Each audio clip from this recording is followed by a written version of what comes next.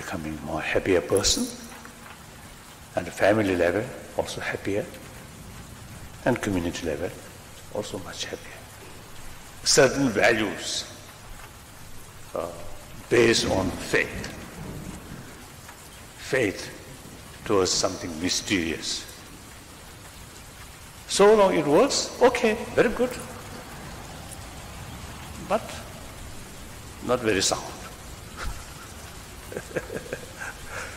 But the value means, humanism, basic human kind, human nature, I believe, gentleness.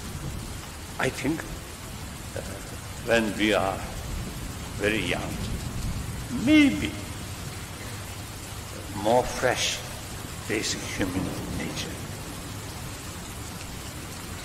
So they love play. Occasionally some quarrel. But most cases, the parents, particularly the mother, provides affection, compassion. The children themselves doesn't care what the children's sort of social background or their family background. So long the children play together, showing affection. I think that these are the real human, express or very, very alive, basic human nature. Logically, we are social animals. So individuals' happy life or successful life entirely depend on the rest of the community. So the rest of the community is source of our future, source of one individual's sort of, success or happiness. So we have to take, like farmer, take sort of farmland, more, maximum care. Not love the soil, but that is their future. Their income, money come from that soil. So similarly, individual happy life depend on other. So that others are basis or source of our fortune. So it's taking care of them. It's a more natural way, natural sort of way. I think artificial sort of thinking, I'm independent. I never depend on them. Then exploit, cheating, lying, bully. Reality, long run, you are cutting or destroying basis of your own future. So humanism, basic human nature is more gentleness. Gentleness not come from dullness. Gentleness come from full alerted mind, sharp mind, but more balanced with warm-heartedness. Then real human gentleness comes. So these not come from God or not come from sky or above, but come from within. So it's humanism. I think some sort of some way to look. Humanism. We are social animals. It's bound to have different views, different sort of interest. But still, these different people who have different sort of idea, different sort of interest, they are part of the humanity, part of the society. So there's no reason to killing each other, to bully each other. Even there are some differences. We have to talk. So that's the principle of non-violence. Non-violence does not mean go down. forward way. Non-violence, you should consider non-violence is signs of strength. Violence is a sign of desperate weakness. So there is a very rich human thinking, the concept of ahimsa developed. Not only remain idea, but 1,000 years it practice. So non-violence is very, very relevant.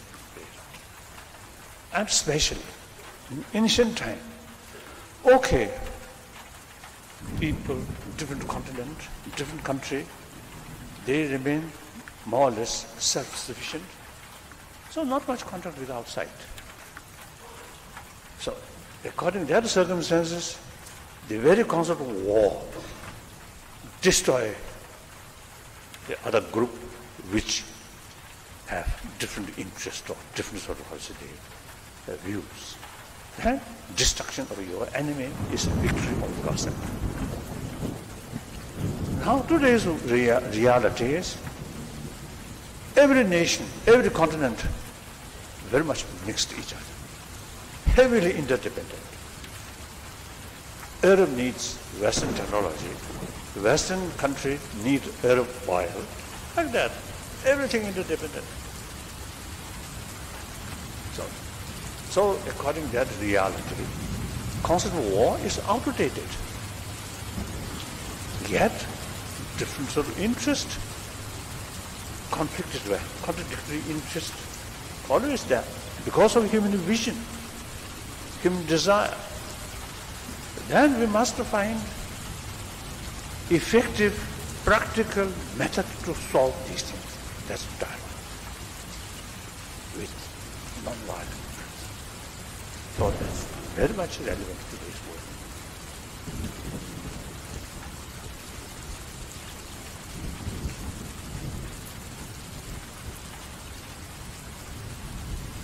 More, I'm His Holiness Dalai Lama. More, I'm His Holiness Dalai Lama. Or even if you consider I am Nobel laureate, then actually you create yourself as a prisoner. I forget these things. I simply consider I am one of the 7 billion beings. We are mentally, emotionally, intellectually, we are same. A point he rather inadvertently proved through an unexpected story about gas. When in aeroplane, sometimes this gas problem comes, then you see difficult to let out.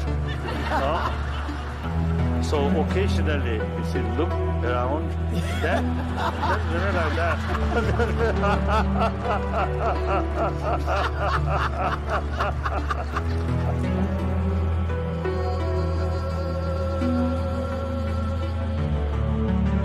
It's the ultimate source of satisfaction within ourselves. If you do wrong things, mainly harming others, you get negative consequences.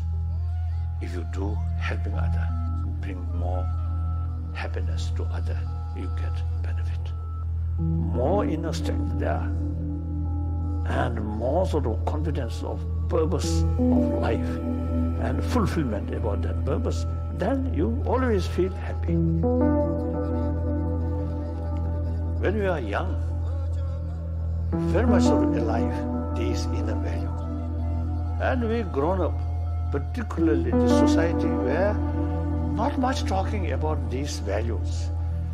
Only talks when we read newspaper or television, sports or money, a number of dollars,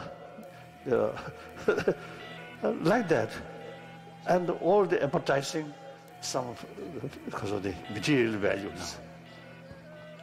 No one telling, no one sort of explaining the importance of warm-heartedness. Despite this, he says there is a lot to be happy about if we only look in the right places. Early part of 20th century, later part of 20th century, much positive change took place. I think world, yes, there is a lot of crisis, a lot of bad things, but also is a lot of good things.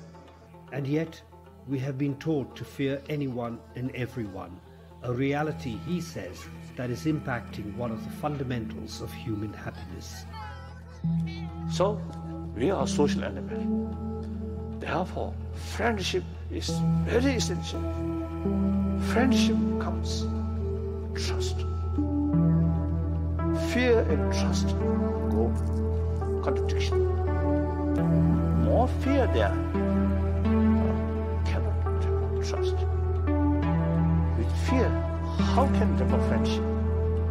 It's little wonder then that loneliness has become the number one cause of depression in the West. And a big city, a lot of people, but just think oneself, self-centered attitude, and no idea of sense of now. Then too much competitive sense, then jealousy. Jealousy brings distress. Distress brings frustration. So therefore, and fear. Then the lonely feeling. So lonely feeling is not creation of environment, but creation of your own mental attitude. But the thought leader says there is hope if only we could seek a slightly different goal. I think eventually we can develop more deeper sort of the experience about our life. Make some kind of pledge. Now on, I must make a new person. Same body, but new person.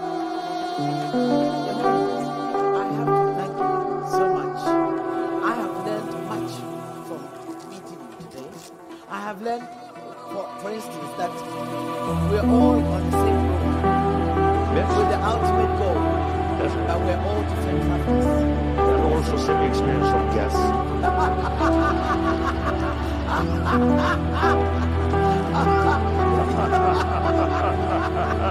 I don't think I'll ever forget this day. Hi, I'm Michael Ortman, founder of A Million Smiles. To join our journey, please subscribe to our YouTube channel below and check us out on Facebook. While you're there, you might like to leave a comment on your thoughts on Buddhism and happiness. Are they a match made in heaven or something else? And as always, please share this video with 10 friends who you think might get a smile out of it. Until next time, stay happy.